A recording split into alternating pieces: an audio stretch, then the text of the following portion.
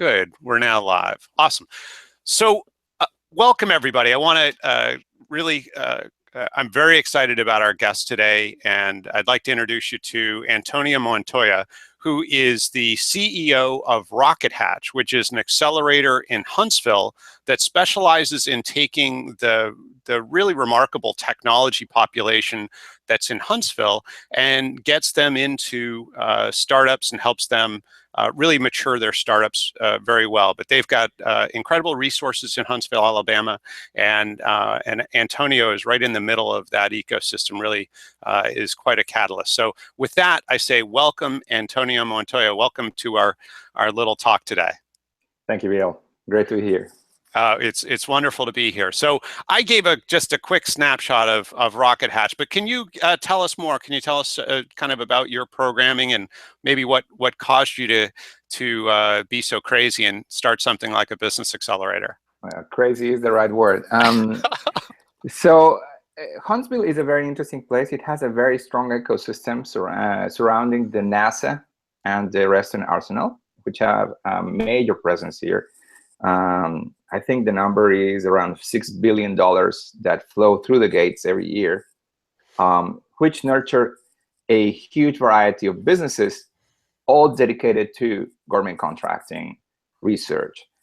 So lots of engineers, very high-paid jobs, and very low unemployment. However, that makes it very hard for someone that is not optimized for that environment. So other types of entrepreneurs that are looking for tech startups, but that are not necessarily devoted to government contracting, which is a very, very particular ecosystem, they didn't have really a voice or a forum or a platform to truly blossom and get to their full potential. So what we tried to do with Rocket Hatch was basically take a bunch of conversations. I had been having with a lot of my friends here that were in that other space, and that we will live here, but we will work elsewhere.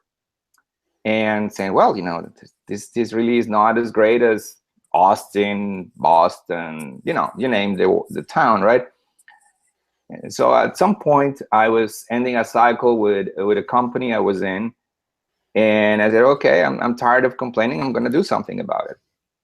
So with a few of my friends, which are very crazy, we started this as a nonprofit effort. So Rocket Hatch is a 501c3 nonprofit, and we're dedicated to accelerate the startup ecosystem in North Alabama. That's fantastic. So now I know you do an annual competition called Will This Fly, and that's one of the sort of bigger programs or events that you host and promote. Can you tell us about Will This Fly? Yeah, so Will This Fly, actually, we were inspired by a competition in Tennessee called Will This Float. And it's like, well, they float, we fly, we're the Rocket City, right? And I really loved the spirit of the competition. It was a playful display. But most importantly, I didn't think there was something like that in Huntsville. There were a lot of competitions that were about technology. What's the best technology, right? In a way, again, very focused towards this concept of research and development that is very ingrained here. But what is the best business model, right?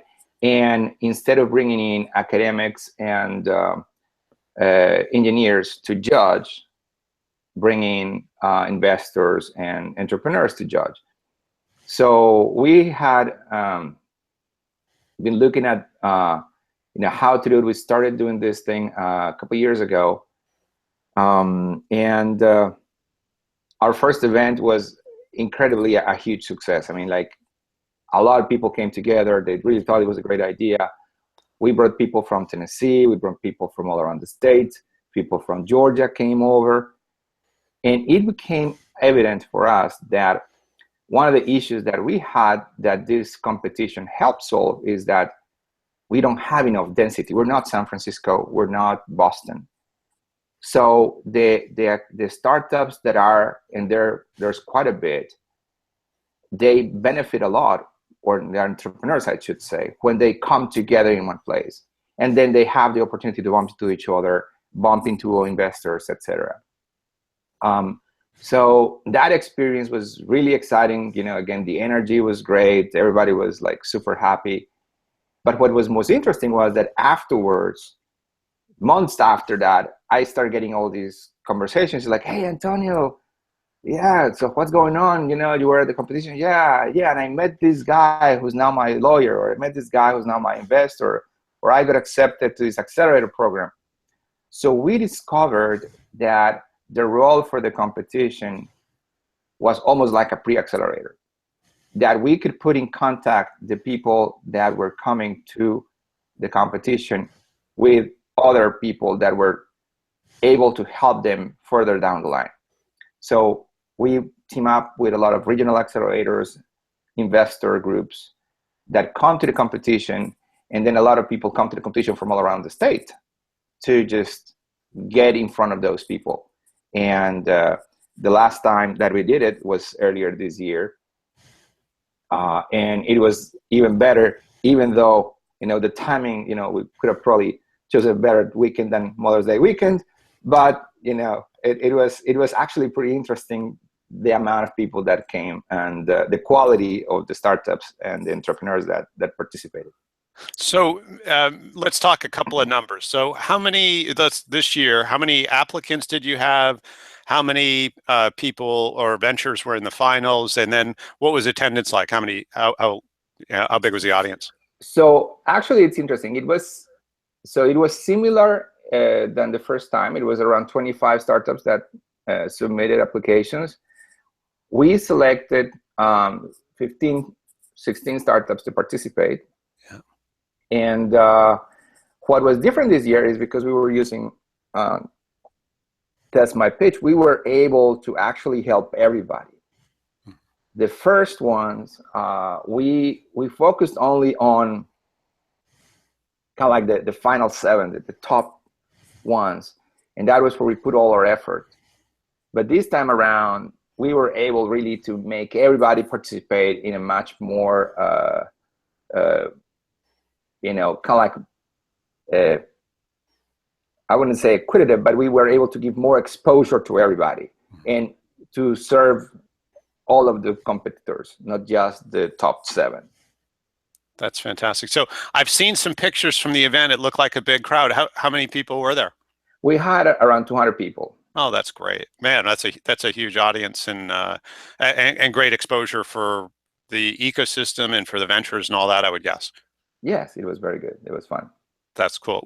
Will you segue us to sort of another question, which is, this year you used Test and Score My Pitch during Will This Fly, and when you were sort of considering adopting those tools, what was it you were really concerned about solving? What were you aiming to solve in doing so?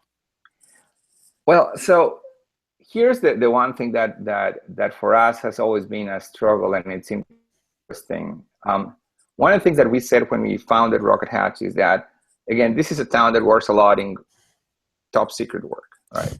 People that work 9 to 5, and then after that, they really kind of mention what they talk. So the culture is very secretive, which doesn't lend too well to commercial startups. You want that, free exchange of ideas, and you want the collaboration and the opportunity for two people that have complementary concepts to come together and say, now we have something truly innovative. So changing that culture for us was a big thing with Rocket Hatch, and it was, as part of our founding values. But then, the pitch competition was always like, well, where does this fit exactly in that continuum?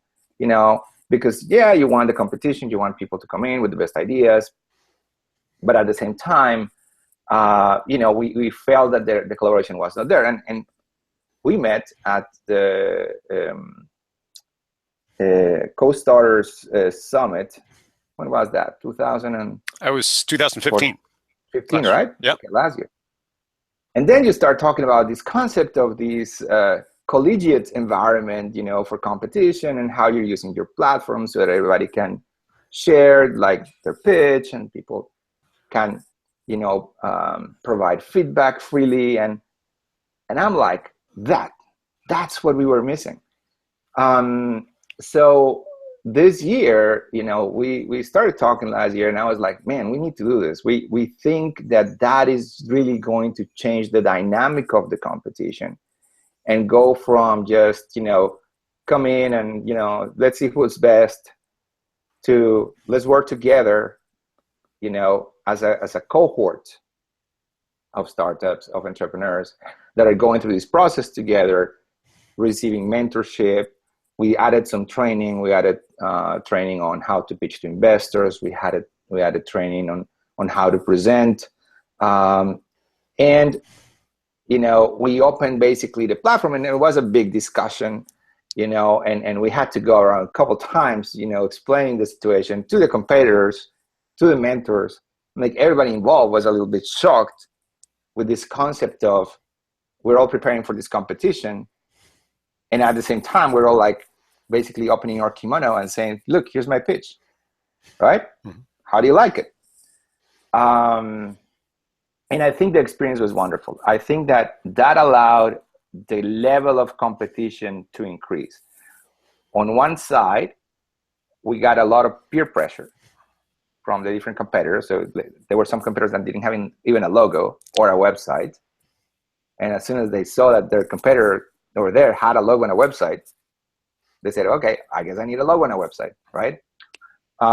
Then you also saw that the level of engagement of the competitors truly reflected in an improved performance at the end of the event. Mm-hmm. So I think that we were able to validate this idea that when entrepreneurs collaborate and are connected, there's a certain energy that emerges, which is what we've been saying. Basically, that's been our premise, right? That we are trying to accelerate the community, really. We're not, we don't have big money on funding. So for us, it's all about building a community that becomes sustainable because it's tight, because it's well connected, and because people basically help each other out. Mm.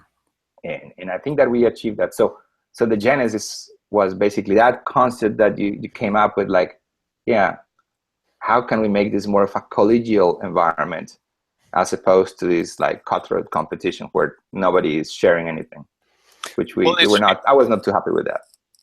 Right. Well, it's funny because we hear, sort of similar things from other competitions where, there's some resistance potentially to people sharing or being in a collegial community. And the funny thing is, they're competing for a chance to do exactly that in public. And the idea that, you wouldn't want to be, number one, prepared for that opportunity as much as you can be, but you're actually competing for a chance to show everybody what you have, or at least what you feel you need to share.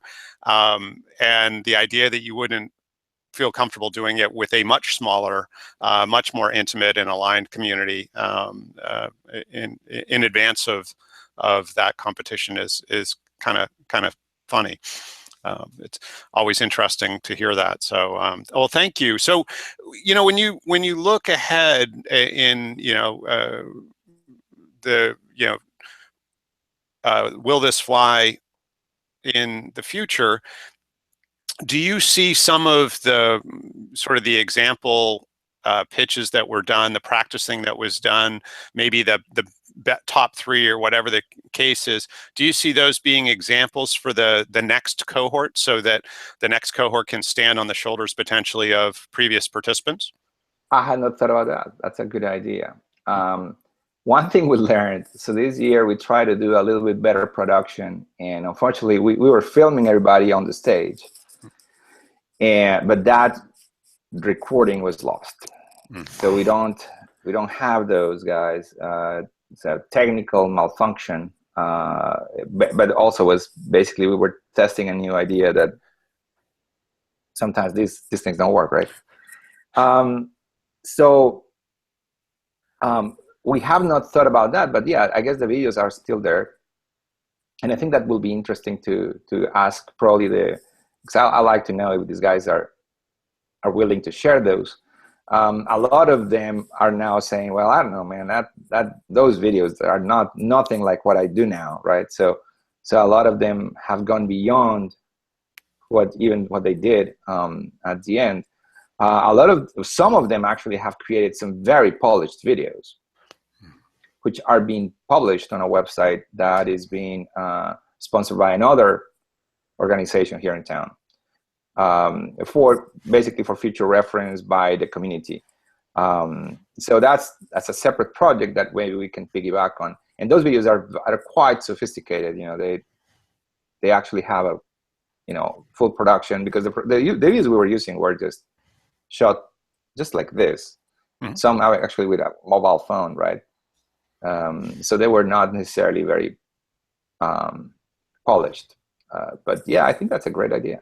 Sure. Well, and I guess it depends what you're looking for. Obviously, in the idea of preparing for a presentation, you're not really concerned about video quality. You just want to see the person and their slides, and to be able to give them, if there are slides, and to be able to give them feedback on both what they're saying and how they're saying it, versus something you might promote on a website, either for marketing or for raising capital or whatnot. It really kind of, I would imagine, different purposes. Yes, yes.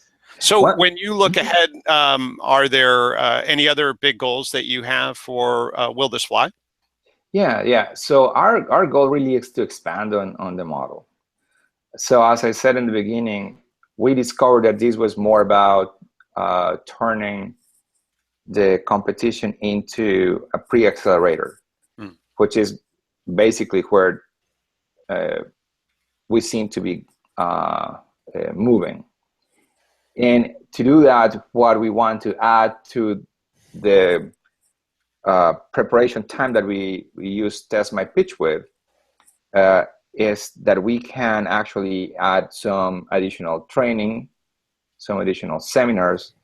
And what we really want to do is to open up that funnel. So again, we have this limit of a logistic limit of 15 companies that can come and present for the day of the competition. But I think that for the preparation period before the competition, we can actually oversubscribe and maybe have 25, 30 companies. And using a digital platform like Test My Pitch, we can serve all those companies and help them out. And maybe, just before the competition, decide which one of those 30 are the 15 that come to play.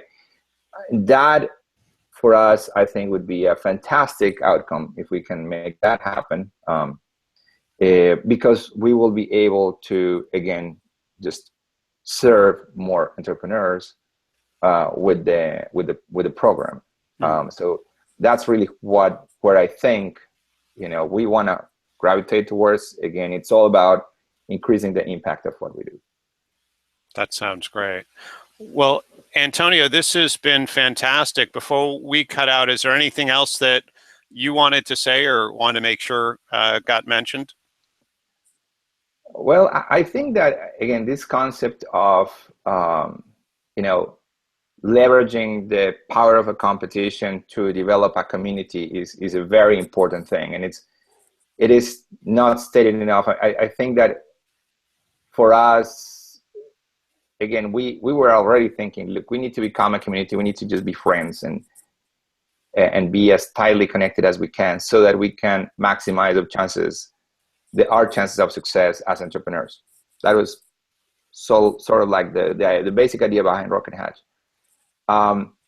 Using Test My Pitch as part of the experience of Will This Fly transformed a program that was more a traditional competition, let's see who's best, into let's use this excuse of a competition as an opportunity to build that community that we're looking for. And again, we've seen a lot of great relationships come out of this last Will This Fly. I'm expecting a lot more impact. I'm crossing my fingers on a couple of things that we're hoping to be able to announce soon for some of the alumni. And again, that's to us is what's different in this approach that I think is everybody that is doing what we're trying to do should be looking for, is how can they grow their community and maximize the impact of their program. And if we all focus on the winner of the competition, well, then there's one person. But if we focus on everybody that participated, and we can engage, mentors and startups and as many people as possible in the process, then the impact then is much, much higher. Right. Oh, excellent point for sure.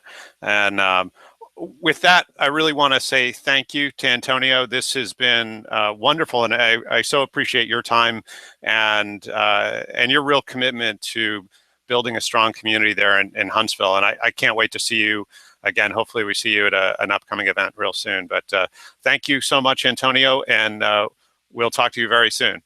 Thank you very much. Take care. Hold on there, and we'll stop the video here.